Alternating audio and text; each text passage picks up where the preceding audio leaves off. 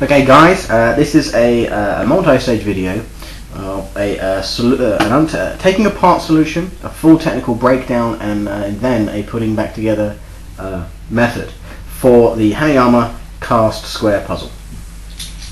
That's this one. There are several solution videos already out there, and they give you a solution that will work 50% of the time. They forget to mention a certain other piece of information that you need in order to do it 100% of the time, which you're going to get right here. For those of you who are just here for solution, this is the solution you might get from other videos, yes? Strangely enough, my puzzle didn't open. It's locked together still. Now, some of you might watch those other videos and try to do that and then think, well, it should open. They've told me it should, and try to force it and break your puzzle. That's hopefully something we're trying to avoid here. This is my solution.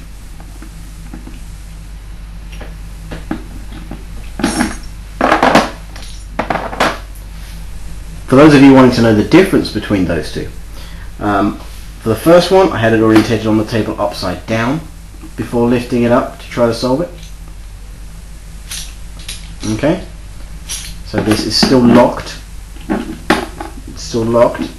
For the second one I unlocked it, and that's all you have to do is lay it flat on the table the right way up before lifting it up and pulling on it apart. Okay, the way you tell the right way up, there are two ways. Okay, the first way is if you have a look around the edge and find this silver piece here where it says the word Square Hanayama, of course the model and the maker. Like I say, I'm holding this to perspective to you, whereas normally of course you would be holding it with the perspective to yourself anyway. If you can clearly read it, you are clear to go. Set up, pull it apart. Okay? If the wording is flipped, you need to flip the puzzle. That's how to remember it. One way. Second way is imagine that you're in a race to solve the puzzle with somebody else, and you have it laid down on the table. This is how you tell if you've got it the right way up or not. If the two parts that touch are silver, so notice there, the two gold parts aren't actually in physical contact with each other by edge. If the two parts that touch are silver, you will win the silver medal. If the two parts that touch are gold, you will win the gold medal. That's how you know ahead of time that you've orientated it and unlocked it. The actual pulling apart is just removing the puzzle. You have to unlock it first. If all you're after was a solution, that's it, you can go. For those of us that want to know how it works and why the solution is the way it is, stick around, that's what we're getting into next. For those of you still here, this is the technical breakdown of the Hanayama Square puzzle. Congratulate you on sticking it out thus far. When you have your puzzle taken apart into its four constituent pieces, you notice that they're pretty much the same shape, which is great. You've got an arm coming off the top, one off the left, and four little pins in the center of each puzzle piece. Now these are free moving, they're not spring loaded or anything. The only thing that affects them is the force of gravity, or the force of your finger, should you choose to use so. Okay, it is this, in all four pieces, it is this that constitutes the locking mechanism in conjunction with this channel right here, this gully. Oh, sorry, my apologies there. With this gully on that piece right there.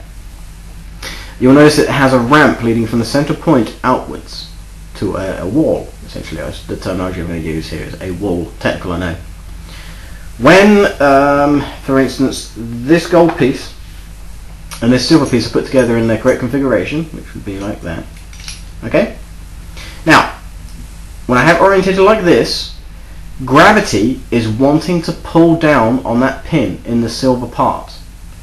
And the ramp allows it to extend out and out and out until it's in the gully, and then the wall doesn't allow the pin to move any further in that direction. Thus, the puzzle is locked. If I have it the other way up, likewise, gravity is affecting the pin inside this piece here, making it want to come out. It's affecting the piece in the silver part as well by keeping it in the puzzle. But gravity is working on that gold piece into that channel there, going down the ramp. Of course, if we close the puzzle pieces, the ramp will push the pin back inside the puzzle piece.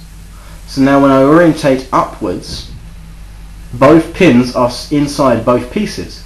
and that means there is nothing to stop them from coming apart. It's that allows it to be unlocked. It locks because one of the gold pieces doesn't have a ramp on its gully, so there is nothing to push the pin of the corresponding silver piece back into the piece. I'll demonstrate that with this piece here. So, gravity pulls on the silver pin, can't come out. Now, with regards to the other side, when I do that, of course, it's still working on the same thing. This is the reason why there's a wrong way to lay it flat on the table. Because of the fact that I lay it down like this, gravity is working on that silver pin, and even if I lift it up, it's still out. That pin is still going to collide with that wall, and that's what's locked it. What I need to do is, rather than have gravity affecting that pin by pulling it out, I want gravity to keep it in.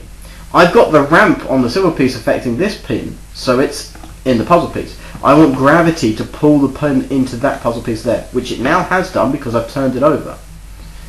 That way when I want to change it up, both pins are inside the puzzle pieces and it can all come apart. And that is why the puzzle stays together when you have it the wrong way up, because that channel that doesn't have a ramp that you can't see from the outside is working against you. And like I say, people see the other video and think that it should open, it doesn't, so they try harder and they break one of the little pins because they're quite delicate. They are well made, but I wouldn't want to put that under a lot of stress. I really like this puzzle. So, with that information and know-how, we can then move on to how I put it back together again when I'm done taking it apart and playing with it, because I do that quite a lot. This is now part 3. So now we know about the pins, we know about the gullies, the ramps, and the lack of ramp. Okay, I'm splinching this in to the middle of the previously recorded video because for some reason the conversion didn't take, hence the different lighting conditions. Putting it back together again, really simple actually. Find a gold and a silver piece, just use these two for now, to start off with, and make sure that both of the pins are well, visible, so that way you know that gravity has pulled them into the pieces. And that way when you lift these two pieces upright, they'll slot together nicely, like so, leaving it in this position here. And obviously do that with the other two pieces as well. Like I say, I am slotting together these two arms, the ones that have the pins on them. So that is essentially removing the pins from the equation of actually slotting the pieces together. You're going to want to lay the pieces out so that as you can see them upright, you see this single arm of the silver that's sticking out is what we would consider uppermost, because it's, you know, when we're laying it down, and this would be of course against the ground, so it's the lowermost, but this is the part that's facing upwards. You want that from both halves that you have. Okay?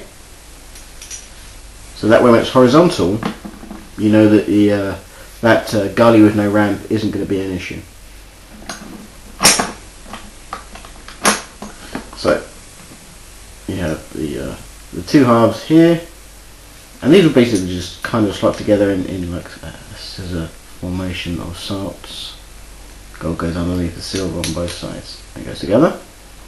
From there you can lift upright, and just using your finger and thumb pinching both of those sets of arms, you just put apart until gravity kicks in and the pieces drop in, and then just push back and the whole thing closes. And there you have it. That's now been locked. Let's puzzle once more.